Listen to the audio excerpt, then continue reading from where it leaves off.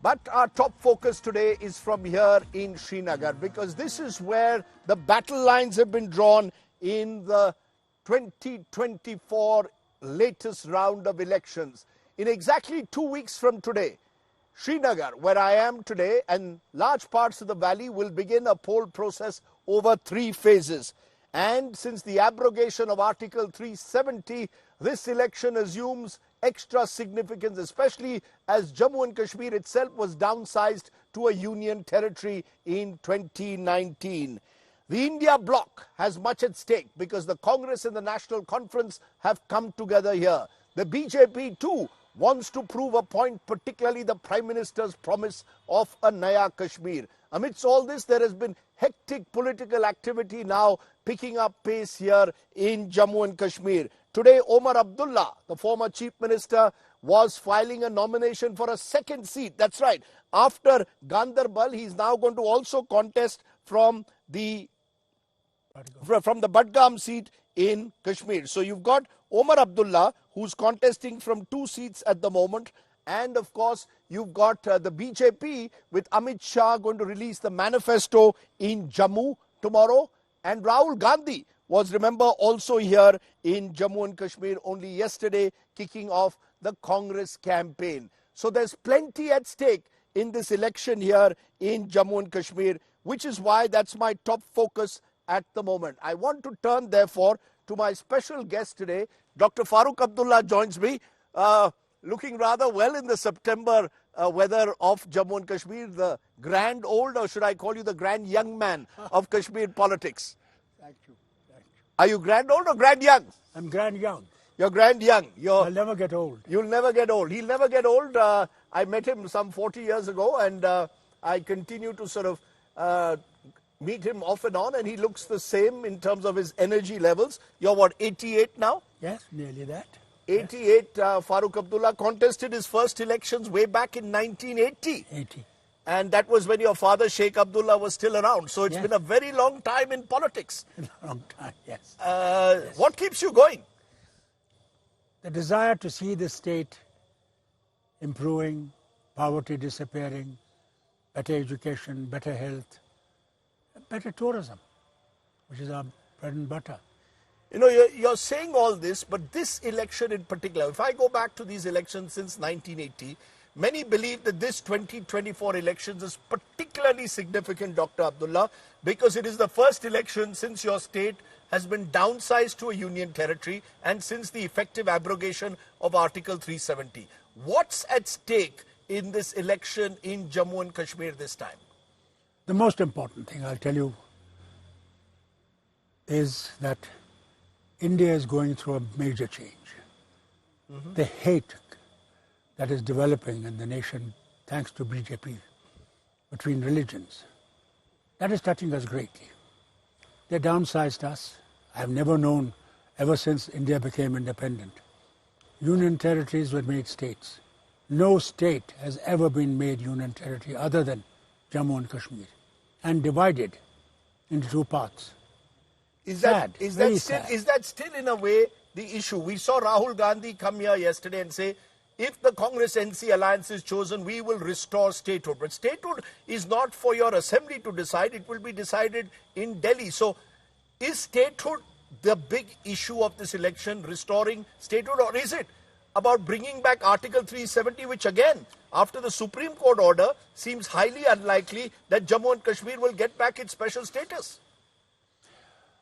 If you remember, there were 2 judgments before from Supreme Court. Yes.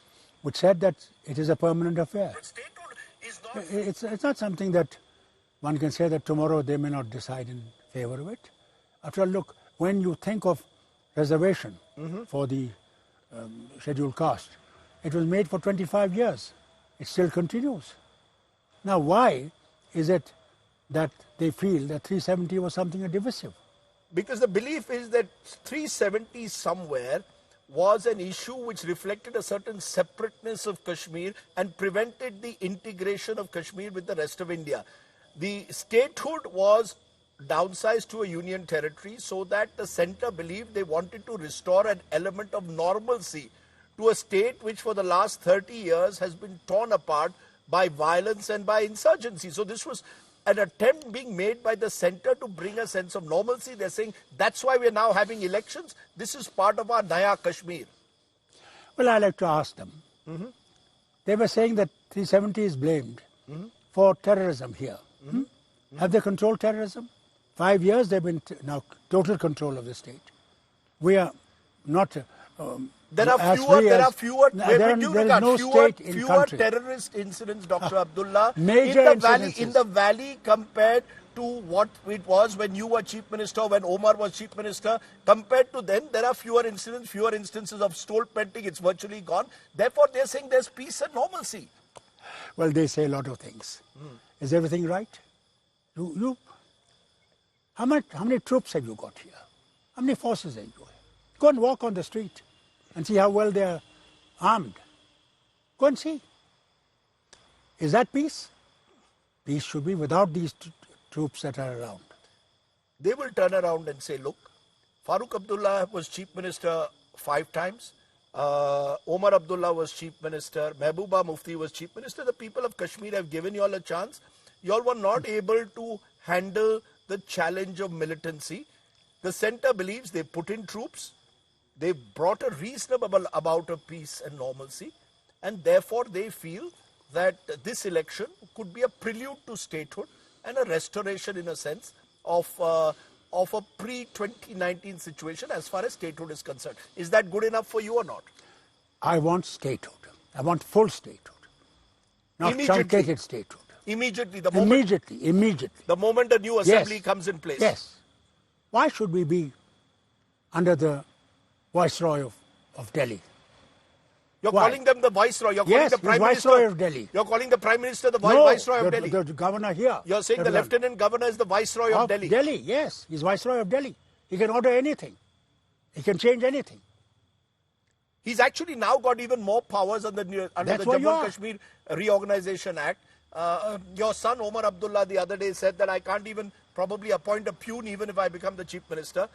So you're saying, what use then is this election? Because Omar Abdullah first said, I don't want to contest this election as a union territory. Now he's contesting the election. In fact, he's now contesting from 2 seats. What's the message? I'll tell you one thing. We have to be in it to change the situation. You can't be in a boat which is in storm and guide it from outside. It is getting into the boat and guiding that boat through storm, which was necessary today. So we are in storm, and this storm has to be controlled, and we have to get out of this storm. And we needed him to come forward. So you have convinced your son to contest the elections. He was reluctant to do so. I'm told you finally convinced him to contest the elections. But is the election going to be a solution, Dr. Abdullah, to the lingering issues of Jammu and Kashmir? Do you believe that Jammu and Kashmir, once statehood is restored, will actually be able to turn the clock back? Let me tell you, it's the first step. I'm not jumping to the 10th step. In the first step, people will be the rulers of the state. It will not be just 4 advisors and bureaucrats. It will be the people who will be coming to the assembly, who will look after people's difficulties, look into what can be done for them. How do we improve their situation? The unemployment that is here, our conditions of the schools, hospitals, roads. You know, you're saying this. The fact is that tourism has reached record levels last year. 21 million tourists came here. There is some improvement in certain sectors like sericulture. There is a belief. I was in Bij Bihara today. There's a Bij Bihara Premier League that was going on with a crowd of 4,000 people. So the government is saying, look, there are significant achievements. Why do you deny the Viceroy of Delhi, as you are calling him, that he's done nothing for Jammu and Kashmir? Are you telling me that when you were chief minister, the roads were perfect? No, the roads are better now, if I may be allowed to say so. Education, health, you could have improved it when you were chief minister. So that's, you see, the government in Delhi is saying, contrast our 5 years with the so-called family Raj of the Abdullahs and the Muftis. Let the government come And first white paper we'll produce of these years that the Viceroy has been here. And you will see the truth from lies that they have been selling, not only to the world, but to our people in the nation. No, you can't deny the tourism figures, for example. Look, tourism is a thing. Tomorrow, you kill 2 tourists, it'll disappear like this. Even today, I'm telling you, when people come here, they're scared. They still ask me on the phone, can we come? I tell them, please come. Even in 89, if you remember when the Kargil war took place. 99. We had, you know how many tourists? Nearly 10 lakh tourists here. So you're saying it's not as if things changed for the better only after 2019? It's not the question. The things move on. They don't stagnate. Why are you so anti-BJP? What is it about the... You were part of Atal Bihari Vajpayee's government. Atal Bihari Vajpayee didn't have one. 23 parties of India were part of him. It was not BJP Hukumat. It was Hukumat of 23 parties that ran that government. Mamta was a part of that government. All of us were part of that government. So he was a different man.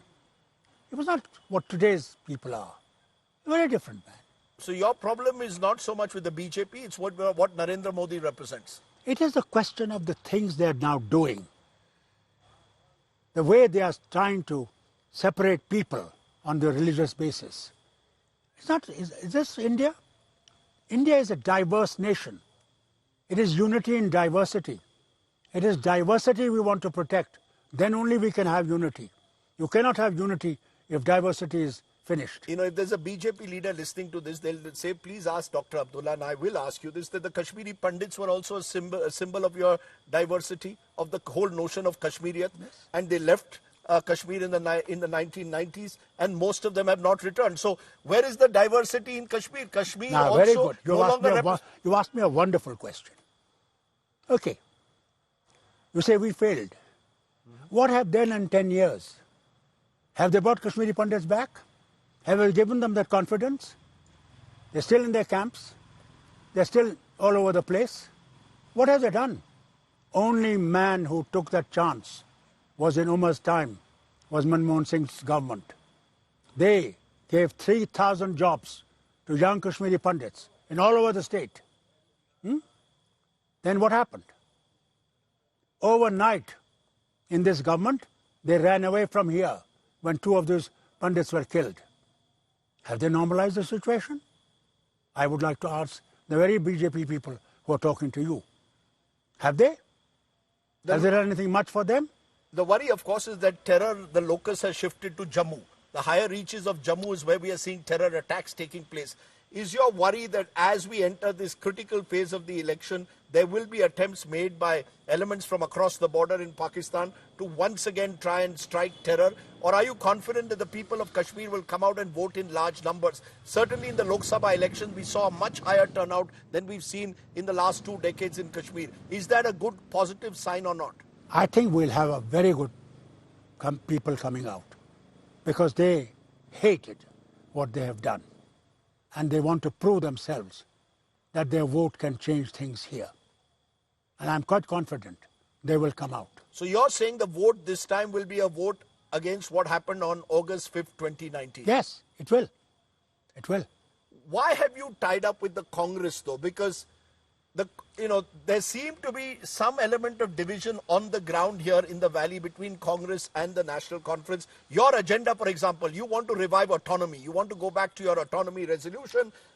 You want to restore Article 370. The Congress is completely unwilling to talk on autonomy. They seem to have pushed Article 370 on the back burner. They're talking of statehood.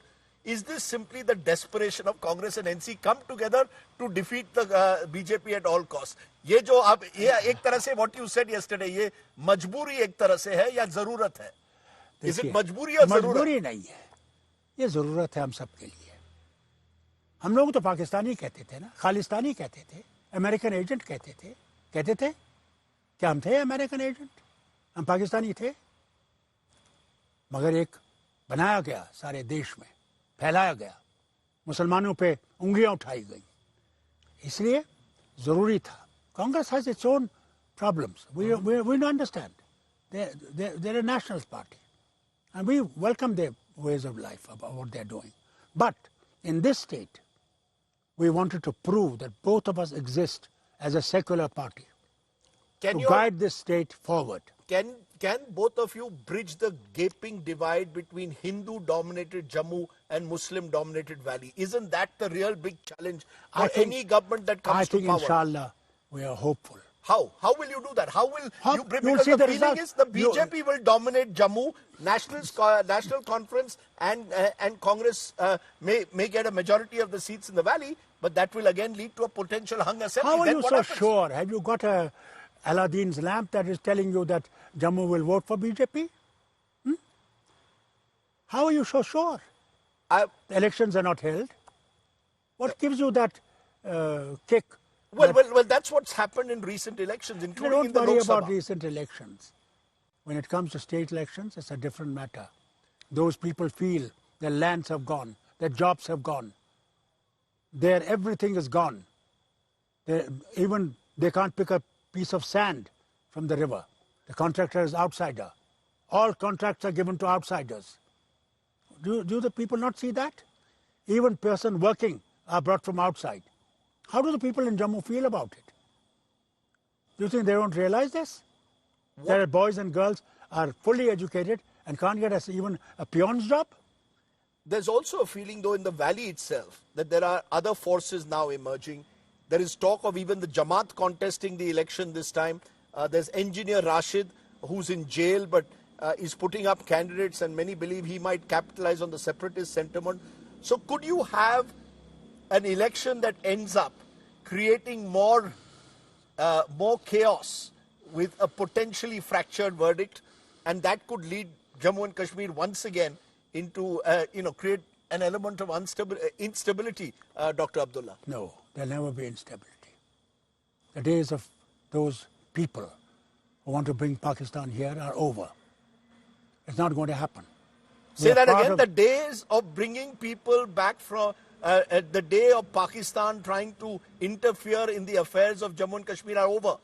Question is, no more. You go and talk to the people. They won't accept it. No more. They would want India and Pakistan to be friends so that both nations could progress. That everybody wants. But the Azadi sentiment has lowered. Definitely. Where are we going to go? Azadi. Are we going to join China? Are we going to join India, Pakistan? Where is Azadi going to take us? There's no question of Azadi. We are, Dr. Abdullah, as we conclude, just about over 4 weeks away from the election verdict. Is the National Conference eyeing the chief ministership, or what is your deal with the Congress party? Is it that this will be power sharing? You've kept the PDP, Mehbooba Mufti's party, out of your India alliance, even though you all had in 2019 come together, all the Valley parties in a Gupkar alliance. Is this the Abdullahs and the Gandhis have struck a deal because of your close personal relationship? No, it's a deal for the good of the state and of the nation. That is what we want. And don't think Mehbooba Mufti is away. She could still come back into your alliance? She's still part of it? Who knows? Never close your doors. Keep your doors open if you want to continue to make a better state, a happier state, a people who will move forward. As I said, I've been interviewing you since the early 1990s, and now we are in 2024. You've grown young, I've grown old, which is another issue. But how do you see the future of this state? Because I meet a lot of young men. As I said, I went for this cricket match today. So much of talent out there. All they need is opportunity. Who's going to provide the people of Jammu and Kashmir equal opportunities, treat them as equal citizens, to give them a sense of hope? Someone told me at the ground, please ask Dr. Farooq Abdullah, did the Abdullahs and the families benefit, or did the people of Kashmir benefit over the last 70 years? Ask them. Did they have education? There was free education from 0 class to the university level, which is not today. Today it's only up to the 14th class. Rest university you have to pay. It was free here. Today these very boys who speak to you, they're educated to the highest level. How? national conference. The land they are on, it is given to them free. They were tillers. They became overnight owners of this land. If today they are prosperous, it is from that. Why did this agriculture university come about? Where did the health institutions come up? Can I? Did it come from the air? Can I? IITs and engineering colleges, medical colleges. Where did they come? A number of Kashmiris, though, have to leave Kashmir Valley to get good jobs. That is a problem. You have to accept that you weren't able to create enough jobs for the young. My limited point, Article 370. Sir, is there any going back on that? Sir, I created 2 lakh jobs. Has this government done that? Tell me. Ask them. 300 doctors overnight appointed. Into every village we sent doctors, hakims and wads. Did I do that?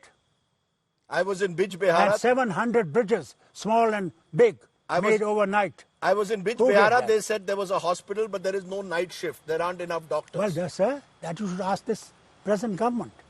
They are the ones in power for so many years. It's not my question.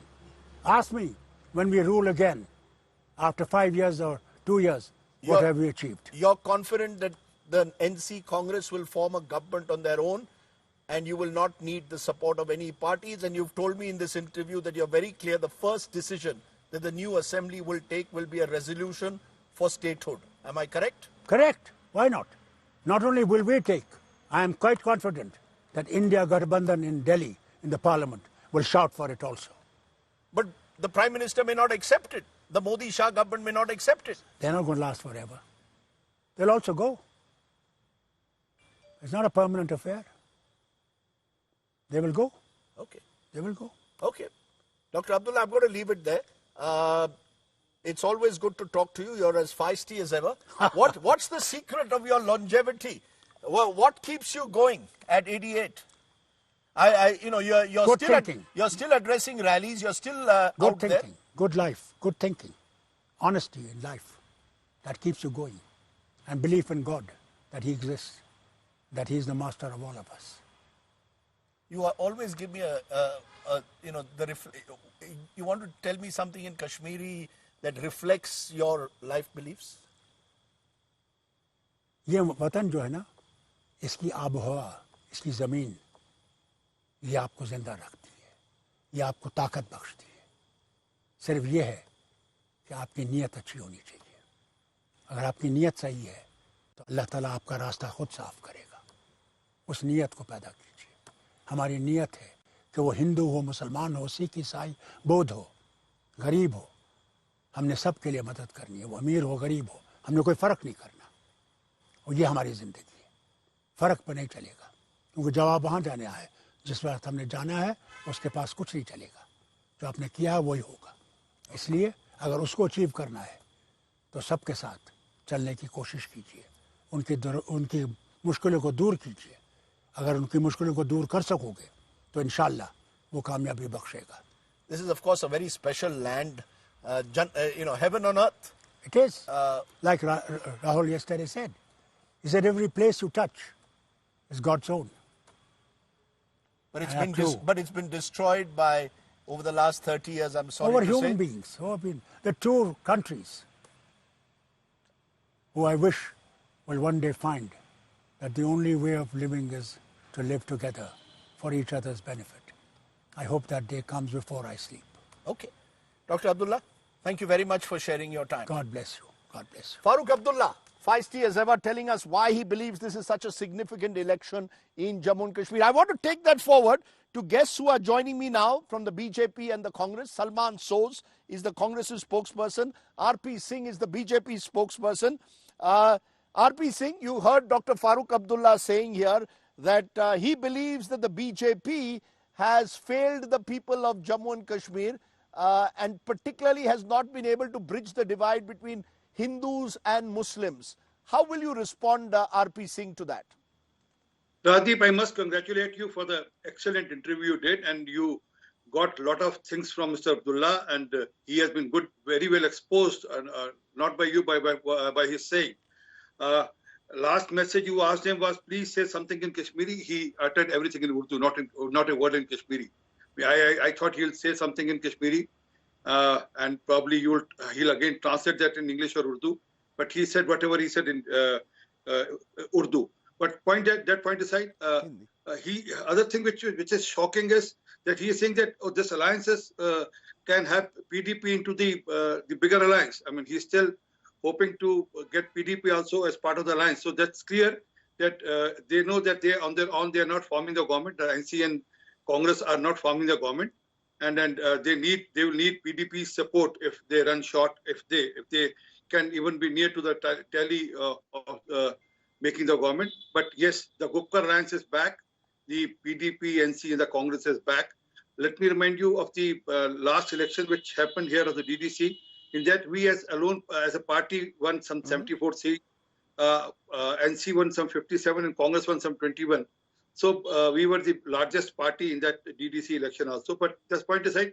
But fact is that Mr. Abdullah also went ahead and then he took a U-turn. I mean, I thought it was only Umrudullah who was a confused leader. I name him as a confused leader because one time he said that we will not contest election till the time 370-35A is removed. And then he is contesting two elections now. Election from two constituencies now. So is Mr. Farooq Abdullah also. In your interview, he said, the people don't want to join hand with Pakistan or they don't want China's intervention. Just a month back, he said, Pakistan, the Indian army is in hand in glove with the Pakistan terrorists. He said in collusion, probably the word I'm probably using the wrong word, but probably he said in collusion with the Pakistan army. So, and also he was the one who seized the China's intervention. This is a grace. I thought it was only the son who was confused, but the DNA works. The father is also confused. I mean, he made a statement just a month back, and he has taken a U-turn from that very statement. And also in the same interview, he spoke a lot about the statehood commitment for the statehood. I mean, statehood is a given thing by the parliament. In the parliament, the Home Minister has said that yes, the statehood will be there in the Jammu Kashmir. There's no doubt in that. It's a matter of time. RP Singh, let me stop you for a moment, because the one issue as I travel through Kashmir is statehood. It's one thing for Article 370 to have been set aside, but statehood, to downsize a state and make it a union territory, is something that has hurt and angered a lot of Kashmiris here. Will you give statehood soon after the elections? Will you stick to your commitment even if you lose the elections? If the BJP loses the election, whoever comes to power and passes a resolution in the assembly, will the Modi government give them statehood back?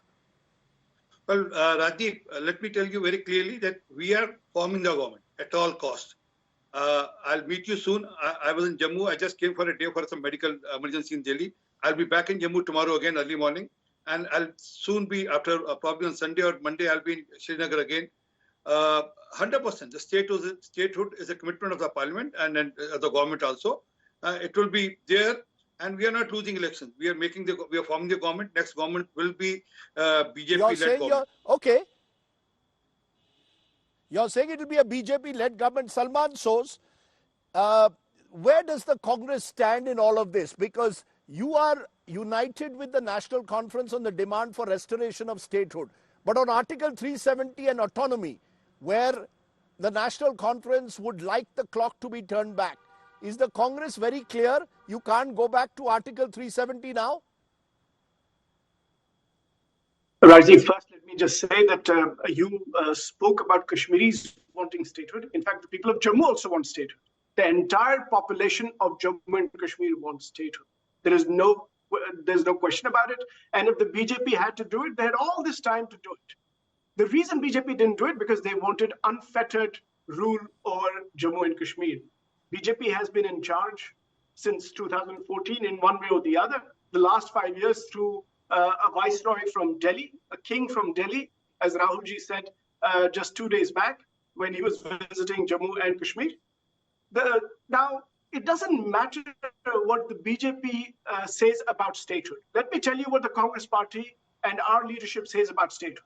Regardless of what Prime Minister Modi, Home Minister Amit Shah, or the BJP want, the people of Jammu and Kashmir will get their statehood because it is our right.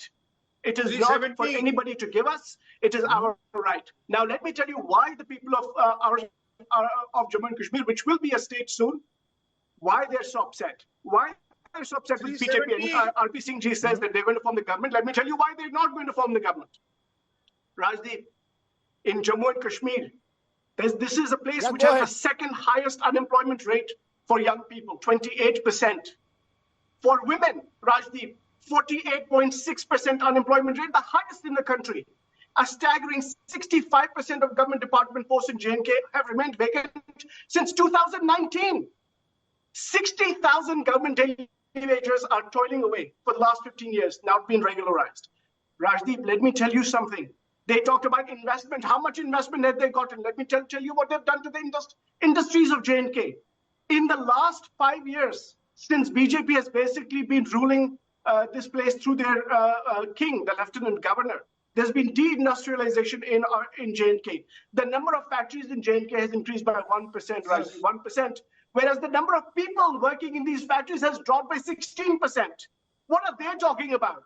How can they win? People in Jammu and Kashmir are fed up with these people. No. Now it is time to show them the door. Salman Soz, the fact is, it's not as if... No, 1 minute. There was a Kashmir before 2019. There was a Kashmir before 2014. For large parts of that period, in the early periods, the Congress was there. The National Conference was there. Jammu and Kashmir. The fact, Salman Soz, is that are you willing to therefore have an open debate comparing Kashmir in the last 5 years with Kashmir in the previous 50? Is that a debate that you believe the Congress party has the legs to stand on to take on the BJP? We can debate all sorts of decades if you want, Rajdeep. But the fact of the matter is that in the last 10 years, BJP has been in charge. They have to respond. They have to answer. They have to answer to the people. They have, they have basically created a situation. The BJP here in Srinagar turns around and tells me that Srinagar is much more peaceful. The valley is much more peaceful than it was when there was no BJP. There was no central ruled BJP government in a way here. Rajdeep, let me just say this. Rajdeep, you've known Kashmir, J&K for a long time. The lowest number of terrorist attacks and killings in J&K were in 2012, not in the last 5 years. The lowest. And that is data that the government is fully aware of, the Home Ministry is fully aware of. I want to ask you, Rajdeep, on what basis can the BJP ask for votes from the people of Jammu and Kashmir? Now, J&K is a place where the people of J&K want their land to be protected. They want their government jobs to be protected, just like as it is in Ladakh. Just like other states are doing for their own people. But BJP has actually created a situation that they've created great insecurity in J&K. The people have no jobs. And outsiders get contracts, outsiders get resources. Meanwhile, our resources, water, our land, our financial resources are not coming to the people of J&K. That is what the BJP has done. The BJP has basically made sure that the people of J&K will suffer and others will benefit. Not that others should not benefit, but the first right on the resources of J&K is for the people of J&K. That is my limited point. Okay. They can do whatever they want. Let me take that. Our government, the National Conference and the Congress Party government is coming. Nothing can change that. Let me take that to you, Sardar RP Singh, because the other issue which is being used by the critics of the BJP is saying the BJP is attempting to get outsiders to get access to the resources of Jammu and Kashmir and take them out. You haven't provided additional investment into Jammu and Kashmir, but you are taking out from Jammu and Kashmir what, including mineral resources that the people of Jammu and Kashmir claim are theirs, that you haven't been able to increase employment levels of local populations. Even Pandit groups have protested in Jammu and here in Srinagar. How do you respond to that? That a lot of dreams were thrown up by the Prime Minister of Naya Kashmir. Many of those dreams have not been fulfilled yet. Well, Rajdeep, I thought you will take the question which you asked, Mr. from Soz, about 370 and 35A and the autonomy. Well, you never asked him again. He switched the debate from the subject of the basic of the Kashmir, and then he got I'll the bring other him issue. back to that. Don't worry, I'll bring him back.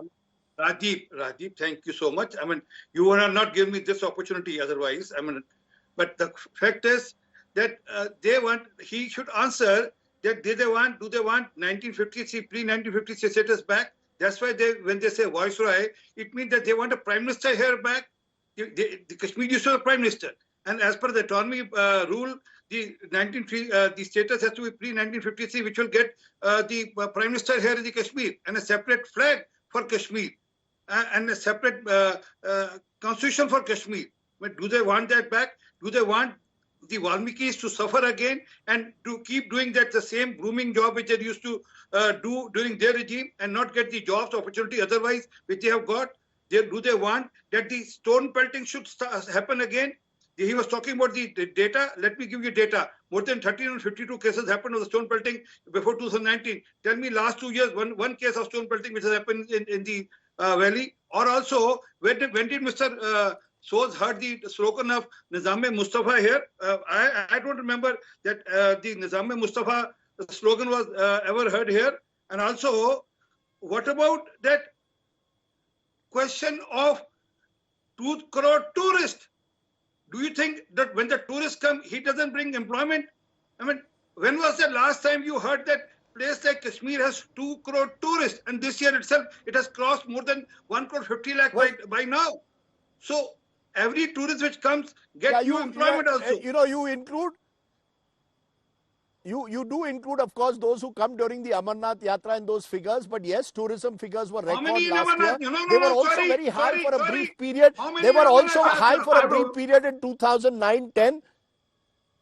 Yes, but you see, the question therefore is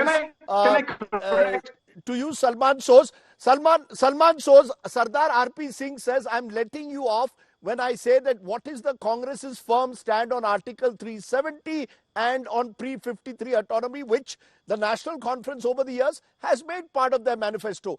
What is the minimum program that you all are working on beyond the fact that you do not want a BJP government at all costs?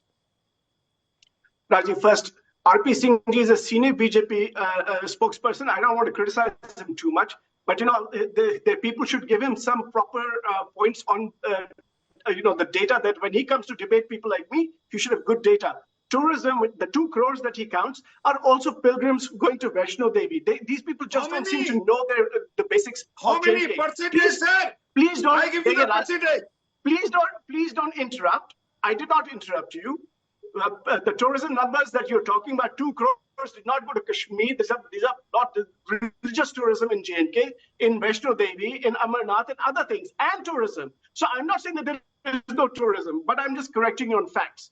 Now, the Congress party stand is very simple, Rajdeep. Regardless of what Prime Minister Modi wants, regardless of what the BJP wants, they will be statehood for the people of Jammu and Kashmir. 1. 2. The land and government jobs of the people of Jammu and Kashmir will be protected. Will be protected. That is our commitment to the people. And we will do this by carrying every part of J&K together. And by the way, Rajdeep, you should ask R.P. Singh ji and the BJP one thing. They talk about this group and that group. Let me ask them, have we forgotten that they basically, when there was a young Kashmiri Pandit who was killed, an officer in Kashmir, when Kashmiri Pandits came out to protest because they were feeling so insecure, you know what the government did?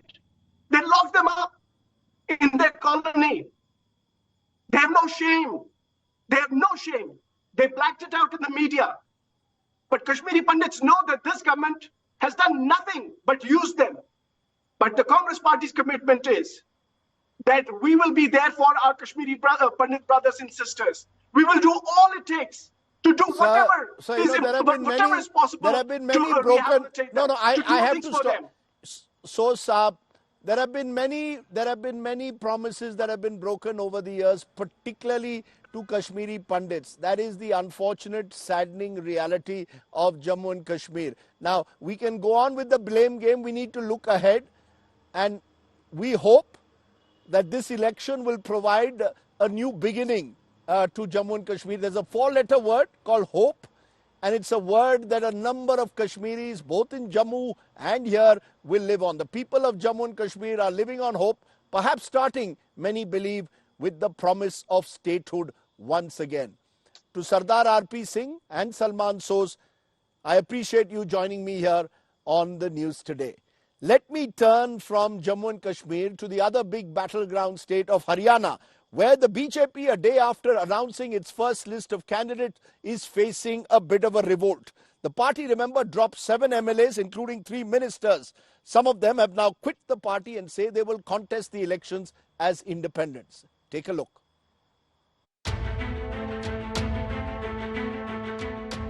Revolt breaks out in the BJP over ticket distribution in Haryana.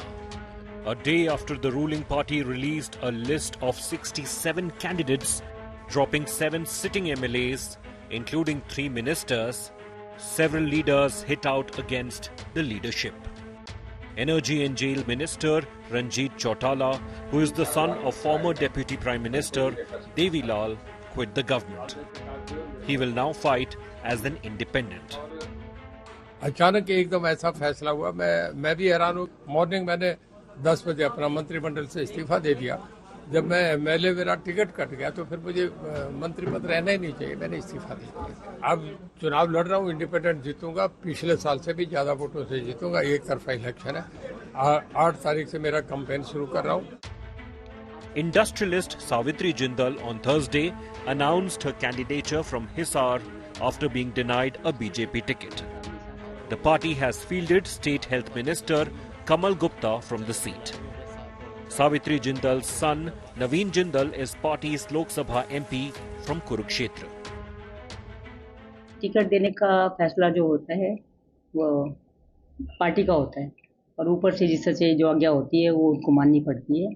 तो ticket की कोई बात नहीं है। मुझे मेरी हिसार की जनता जैसे कहेगी मैं वैसे करने को तैयार हूँ। सबको मालूम है कि मैं अगर एक बार हाँ कर लूँ तो मैं छोड़ती नहीं हूँ। BJP MLA Lakshman Napa has quit the party.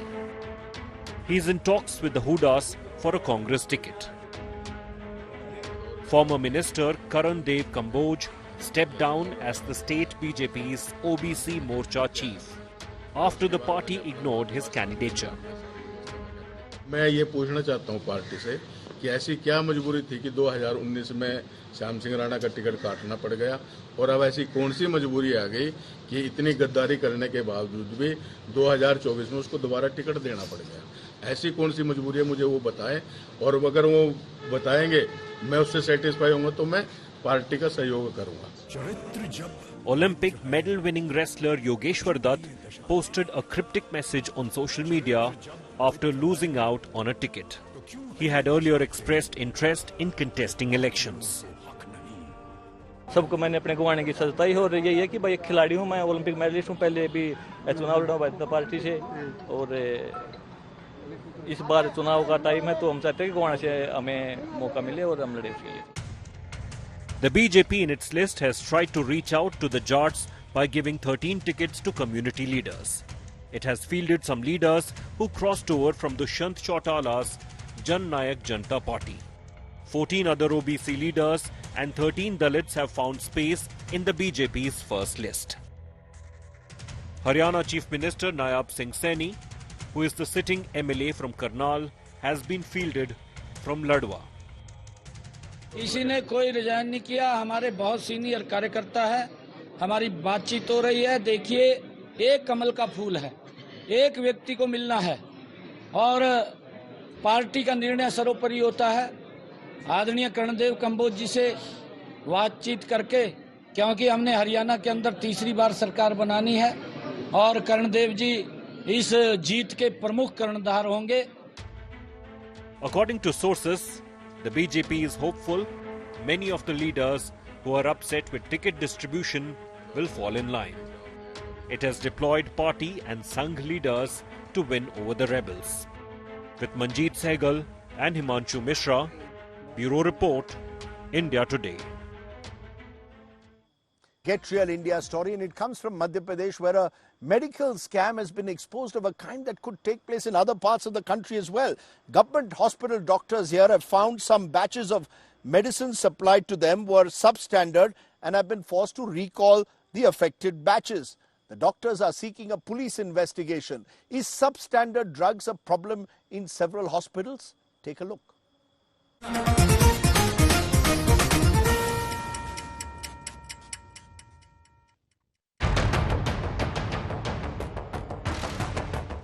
The lid is off a medical scam in Madhya Pradesh.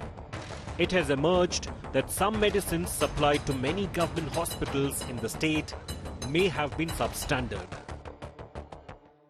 The scam exploded after doctors of a government hospital in Indore found drugs given to patients were not having the desired effect. The hospital dean got the medicines tested in a lab. The results were alarming. A large batch of medicines, including life-saving drugs and antibiotics, were substandard.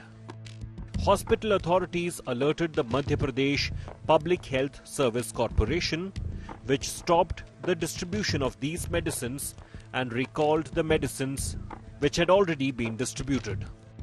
The MP Public Health Service Corporation is the nodal agency for supplying medicines to government hospitals, primary and community health centers and government medical colleges in the state.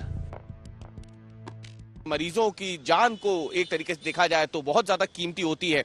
जब उन्हीं दवाइयों में गड़बड़ी निकल के सामने आई तो कहीं ना कहीं कॉर्पोरेशन ने भी इसे बेहद गंभीरता से लिया और तुरंत सभी सरकारी अस्पतालों के जो स्टाफ जो हेड हैं, इसके अलावा मेडिकल कॉलेजों के जो डीन हैं, सभी सीएमएचओ को राज्य के उन सभी को पत्र भेजा गया कि जल्द से जल्द जो बैच नंबर अमानक पाए गए हैं, जो दवाइयां अमानक पाई गई हैं, उन पर तत्काल प्रभाव से रोक लगाई जाए। After Indore, cases of substandard medicines were reported from Devas, Dhar, Betul and Morena. The State Health Ministry has sought a detailed report from the authorities. अभी इसकी फाइनल रिपोर्ट हमने बुलाई है, लेकिन प्राइमर फेसाई जब ये मालूम पड़ा कि अमानक दवाइयाँ इस प्रकार से सप्लाई हुई हैं, जिसको जब टेस्ट में लैब कराया गया तो अमानक पाई गई हैं, तो तत्काल उस पर रोक लग गई है। The Congress is alleging corruption in the entire matter. बहुत गंभीर है। मैं एक डॉक्टर हूँ, सर्जन हूँ, मैं जानता हूँ कि जिन दवाइयों को अमानक बताया गया है और जो लाइफ सेविंग ड्रग्स की भी बात हो रही है इसमें, और इसमें मुख्यमंत्री जी भी घेरे में आते हैं, मंत्री जी भी घेरे में आते हैं। मंत्री जी को स्पष्ट करना चाहिए और मैं मानता हूँ मुख्यमंत्री जी को इसमें कड़ी से कड़ी कार्रवाई करना चाहिए। Government doctors have written to Chief Minister Mohan Yadav demanding a police investigation. NITI Aayog, अगर आप भारत की बात करें तो उसने ये कहा है कि मध्य प्रदेश की स्वास्थ्य व्यवस्था बहुत लाचार है और हम वैसे ही इस समय जो स्थिति ठीक नहीं है, ऊपर से शासकीय अस्पतालों में अगर इस प्रकार की दवाइयां दी जाएंगी तो जनता का भरोसा हम पर से कम होगा। Doctors claim not only life-saving medicines, even calcium and vitamin tablets and even oral rehydration salts or ORS given to children were found to be substandard in the tests. With Ravish Pal Singh, Bureau Report, India Today. Okay, that's just about enough time we have on this News Today special from here in pole-bound Jammu and Kashmir. I want to leave you though with a good news today story. Today is Teachers' Day, and on Teachers' Day I want to tell you the story of a government teacher who spends her off time working among underprivileged children in Firozpur. Samriddhi has not stopped doing work for those who really need to be taught, and she hopefully is an inspiration for many others on Teachers' Day. Thanks for watching. Stay well, stay safe. Good night, Shubhratri. Jai Hind, Namaskar. अपने thoughts को आप present कर सकते हो। Samriddhi has been giving free tuition to underprivileged children in Firozpur for 7 years now. Today, the initiative has become a chain, with many of Samriddhi's friends taking inspiration from her and joining the efforts. Samriddhi got a government job 2 years ago, but she still makes time in the evening to hold classes.